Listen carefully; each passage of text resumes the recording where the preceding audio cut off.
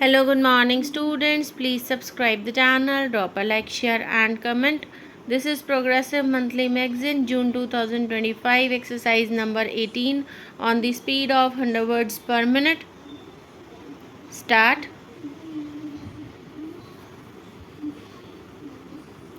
Meanwhile, I have some good news for workers.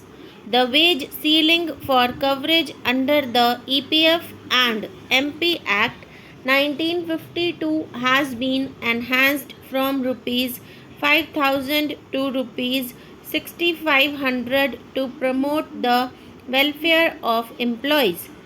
I propose to enhance the ceiling for government contribution of 1.16% of monthly wage of employees to the pension fund from rupees 5,000 to rupees 6,000 per month. The extra expenditure on this account is estimated to be rupees 77 crore per annum, whereas the organized sector is at present covered by various pension, provident fund, and gratuity schemes. The unorganized sector does not have adequate social security coverage.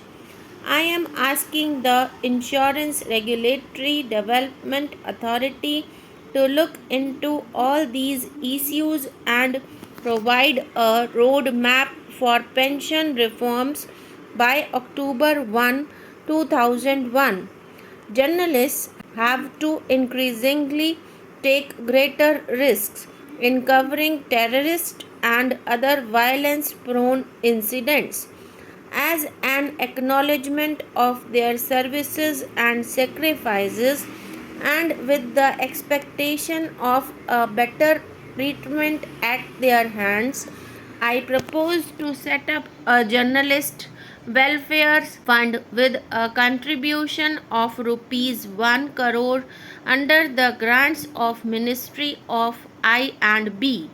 My colleague, the I&B Minister, will announce the details of the scheme.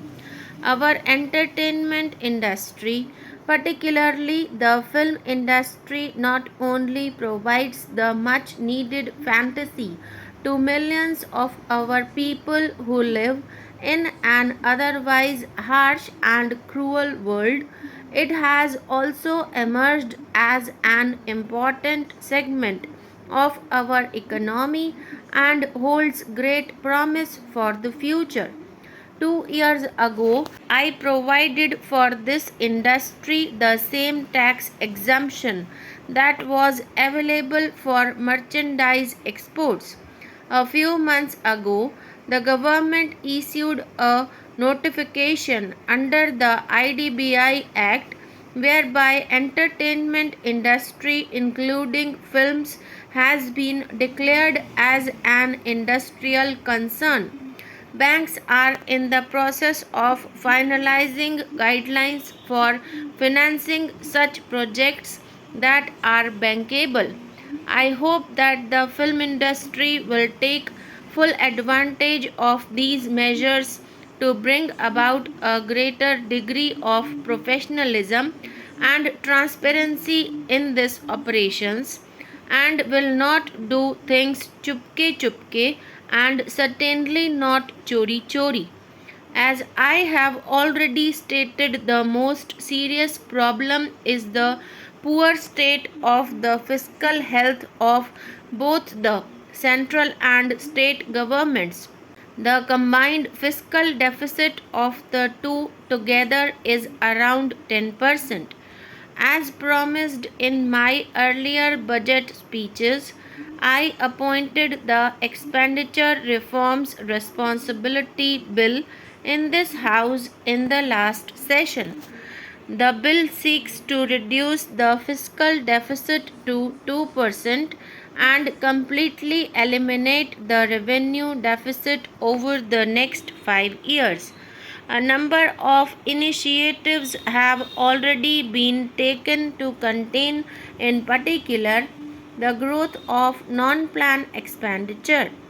I have not allowed any increase in non-plan expenditure this year. Consequently, for the first time in many years, the fiscal deficit target fixed in the budget has indeed been achieved and remains at 5.1% in the RE of the current year. The target of 3.6% revenue deficit has also been achieved. I intend to carry forward the process of bringing about structural changes in the composition of central government expenditure and effect economy in non-plan revenue expenditure with greater vigor while improving the quality of plan expenditure. For this, I propose to take the following initiatives. User charges for services provided by government and its agencies will be revised keeping in view the increased cost of these services. A portion of this increase will be provided to enhance the maintenance and quality of these services. Similarly, postal rates will be revised moderately to contain the rising postal deficit.